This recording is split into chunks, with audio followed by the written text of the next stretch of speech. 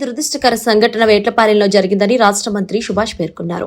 వేట్లపాలెం సంఘటనలో గాయపడ్డ బాధితులను కాకినాడ జీజీహెచ్ లో రాష్ట్ర కార్మిక శాఖ మంత్రి వాసంశెట్టి సుభాష్ పరామర్శించారు. ఈ సందర్భంగా ఆయన మాట్లాడుతూ 3 నెలల క్రితం మండపేట నియోజకవర్గం రాయవరం ఘటనలో 10 మంది చనిపోవడం జరిగిందని గుర్తు చేశారు. ఆ సంఘటన తర్వాత ప్రభుత్వం కమిటీ వేయడం జరిగిందని తెలిపారు.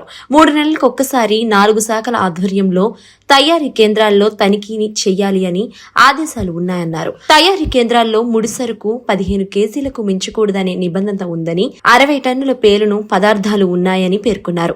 ముఖ్యమంత్రి చంద్రబాబు నాయుడు తక్షణమే స్పందించి ఘటనా స్థలానికి వచ్చారని పేర్కొన్నారు. సీఎం ఆదేశాల మేరకు 20 లక్షల రూపాయల చొప్పున బాధితులకు అందజేయడం జరిగిందని తెలిపారు. మరలా ఇటువంటి ఘటనలు పునరావృతం కాకుండా తగు చర్యలు తీసుకుంటామని మంత్రి తెలిపారు.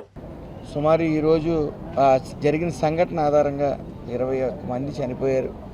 ఈరోజు ఒక వ్యక్తి 20 మంది ప్లస్ ఈరోజు ఒక వ్యక్తి లోవరాజ్ అనే కార్మికుడు కూడా చనిపోవడం జరిగింది. అయితే 3 నెలల క్రితం మండపేట రాయవరంలో జరిగిన సంఘటనలో, అది ఫైర్ వర్క్స్లో జరిగిన సంఘటనలో 10 మంది చనిపోవడం జరిగింది. తర్వాత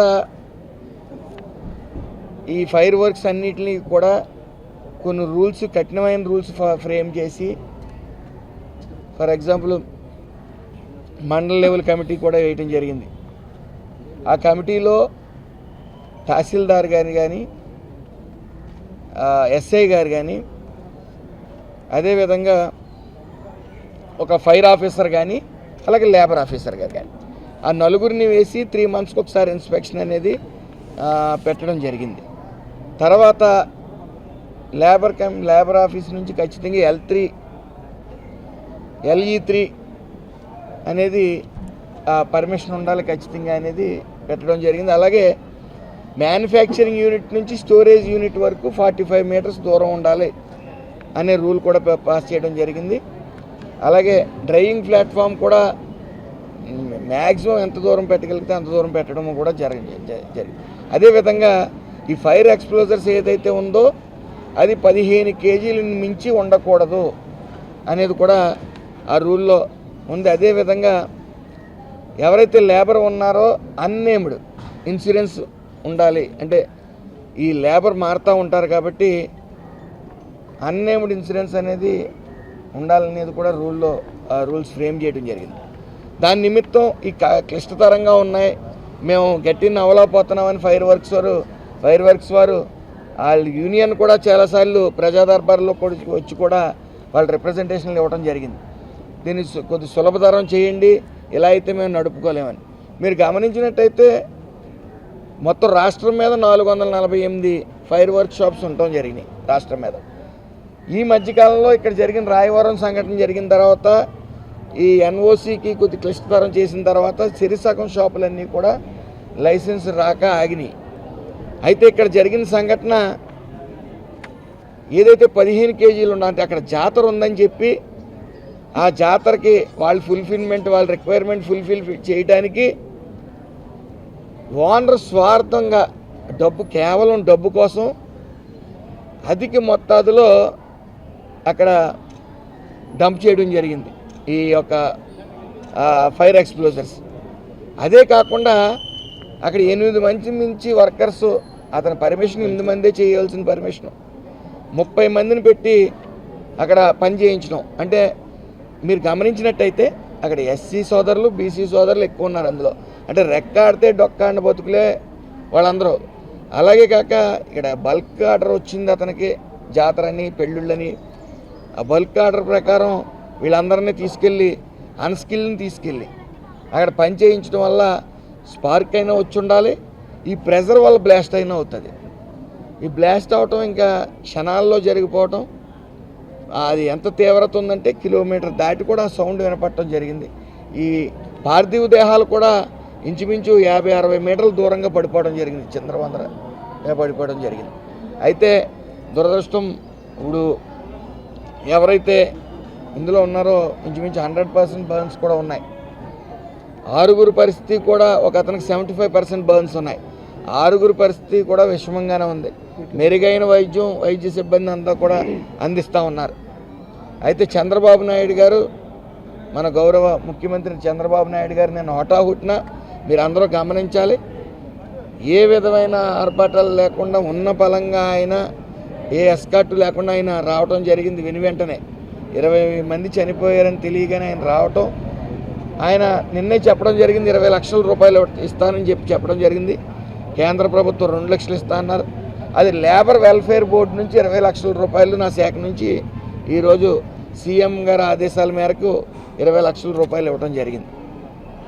అదేవిధంగా గాయపడిన వాళ్ళకి 50,000 రూపాయలు కూడా కేంద్రం నుంచి ఇస్తానని చెప్పడం, 2 లక్షలు చనిపోయిన వాళ్ళకి ఇస్తానని చెప్పడం కూడా జరిగింది, ప్రకటించడం జరిగింది. అయితే సీఎం గారు కూడా దీని మీద చాలా సీరియస్గా ఉన్నారు. నిన్న 4 అధికారులను సస్పెండ్ చేయడం జరిగింది. అదేవిధంగా బాధితులు ఎవరైతే ఓనర్స్ ఉన్నారో వాళ్ళందరినీ కూడా ఎవరైతే నెగ్లిజెన్స్ ఉందో కక్కుర్తిపడి డబ్బుల కోసం కేవలం వాళ్ళ రిక్వైర్మెంట్ ఎవరైతే జాతర రిక్వైర్మెంట్ కానీ పెళ్ళిళ్ళ రిక్వైర్మెంట్ కానీ ఫుల్ఫిల్ చేయడానికి 15 కేజీలు దాటి ఫైర్ ఎక్స్ప్లోజర్స్ తెచ్చి అన్స్కిల్డ్ వాళ్ళకి అనుభవం లేదు, దాంట్లో అనుభవం లేని వాళ్ళు వచ్చి అక్కడ చేయటం వల్ల కూడా ఈ ఎక్స్ప్లోజర్స్ కారణం. సో ఇవన్నీ కూడా పరిగణలో తీసుకుని ఇంకా వాళ్ళ ఆస్తులు జప్తు చేయడానికి కూడా వెనకాడని చెప్పి గౌరవ ముఖ్యమంత్రి చంద్రబాబు నాయుడు గారు చెప్పడం జరిగింది. అందులో ఏ విధమైన ఇది లేదా ఎన్ఓసీలు కూడా అన్నీ ఆపమని చెప్పారు, క్యాన్సిల్ చేసి ఆపమని చెప్పారు, హోల్డ్ చేస్తాం. మళ్ళీ ఇప్పుడు శివకాశి లాంటి ఇవి ఉన్నాయి, అటు పక్కన కూడా ఒకసారి ఓ టీంని పంపి అక్కడ ప్రమాదాలు ఎందుకు జరగట్లేదు, ఏమైనా మిషనరీ ద్వారా చేసే అవకాశం ఉందా ఏంటనేది చూసి దాని మీద నిర్ణయం తీసుకోవడం జరుగుతుంది. ఒక కమిటీ ఓటు వేసి ఏదేమైనప్పటికీ చాలా దురదృష్టకరమైన సంఘటన. రెక్కాడితే డొక్కాడిన బతుకుల్లో ఒక కుటుంబం అయితే తల్లిదండ్రులను కోల్పోయారు, ఒక కుటుంబం అయితే ఇద్దరు పిల్లలు కూడా రోడ్డు మీద పడే పరిస్థితి. అయితే ప్రభుత్వం మాత్రం అన్ని రకాలుగా ఈ టిల్లి సైట్లు కానీ వాళ్ళు చదువుకుంటే ఎంతవరకు చదువుకుంటే అంత చదువు కానీ వాళ్ళకి ఏదైతే ప్రామిస్ చేసామో అన్నీ కూడా ఖచ్చితంగా ఇచ్చి తీరుతుంది ప్రభుత్వం.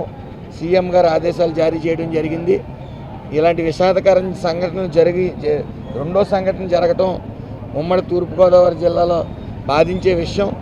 రాష్ట్రం మీద 448 ఇలాంటి ఫైర్ వర్క్స్ ఉన్నాయి కాబట్టి మళ్ళీ ఈ లైసెన్స్ ఇవ్వడానికి ఏవైతే రూల్స్ ఉన్నాయో అవి పటిష్టంగా కఠినంగా రూల్స్ పెట్టి వాటి ఇన్స్పెక్షన్ కూడా ఇంకా దగ్గరగా పెట్టి దగ్గర సమయాల్లో ఇన్స్పెక్షన్ పెట్టి మళ్ళీ పునరావృతం కాకుండా చూసుకునే బాధ్యత ఇటు 4 డిపార్ట్మెంట్లు ఇన్వాల్వ్ అయి ఉన్నాయి. ఇందులో రెవెన్యూ శాఖ, అలాగే పోలీస్ శాఖ, ఫైర్ శాఖ, అదే లేబర్ శాఖ.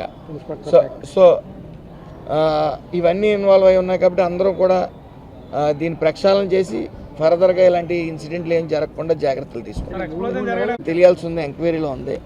మెటీరియల్ దానికి ప్రధాన కారణం 100% ఏదైతే 15 కేజీలు ఫైర్ ఎక్స్ప్లోజర్స్ మించి ఉండకూడదని రూల్ పెట్టామో ఇన్స్పెక్షన్ చేసేటప్పుడు మాత్రం 15 కేజీలే ఉన్నాయి.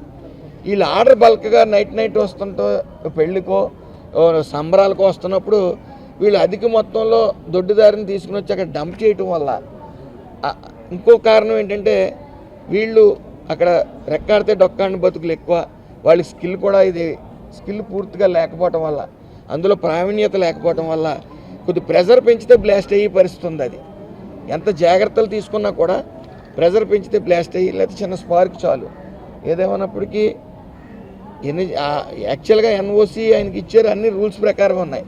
ఏదైతే స్టోరేజ్ యూనిట్ నుంచి మ్యానుఫ్యాక్చరింగ్ యూనిట్కి 45 మీటర్స్ ఉండాలి, అన్నీ ఉన్నాయి. కాకపోతే ఎక్కడైతే జాగ్రత్తగా ఉండాలో అక్కడ జాగ్రత్తగా లేడు.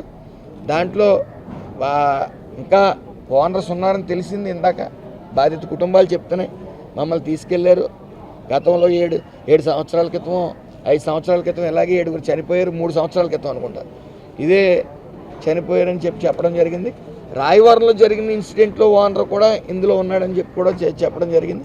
ఏదేమన్నప్పటికీ అది ఎవరైనా సరే, ఎంత పెద్దవాడైనా సరే వాళ్ళ ఆస్తులు జప్తు చేసి తీరతాం. ఎందుకంటే 8 మంది ఉంటే 8 మంది చేయవలసింది ఏ నామ్స్ పాటించకుండా 30 మందిని తీసుకెళ్ళి అక్కడ అన్స్కిల్ని చేయించడం అనేది ఘోరత. కేవలం డబ్బు ఆశతో అతను లాభాలు సంపాదించాలన్న ఆశతో ఒక ఓనర్ కూడా చనిపోవడం జరిగింది. సో దీని మీద కఠిన చర్యలు తీసుకుంటామని తెలియజేసుకుని ఖచ్చితంగా అబ్జర్వ్ చేస్తున్నాం. అది అయితే 3 monthsకి ఒకసారి ఇన్స్పెక్షన్ చేయాలని ఒక కమిటీ వేసాం. ఫోకస్ చేయాల్సి ఉంటుంది గవర్నమెంట్ పరంగా. అందుకనే అందులో కొద్ది అశ్రద్ధ వహించారని నిన్న నలుగురిని సస్పెండ్ చేయడం జరిగింది చంద్రబాబు నాయుడు గారు. అది గమనించాలి. అయితే దీన్ని ఎంత క్లిష్టతరం చేసినా సరే జస్ట్ కొద్ది ప్రెజర్ పెడితే బ్లాస్ట్ అయ్యే పరిస్థితి, అది జాగ్రత్తగా ఉండవలసిన పరిస్థితి. కేవలం డబ్బుల కోసం ఇంచుమించు 60 టన్నులు పైగానే ఉండొచ్చేమో, 60 కేజీల పైనే. అలాంటివి తీసుకుని వచ్చినప్పుడు మరి లేబర్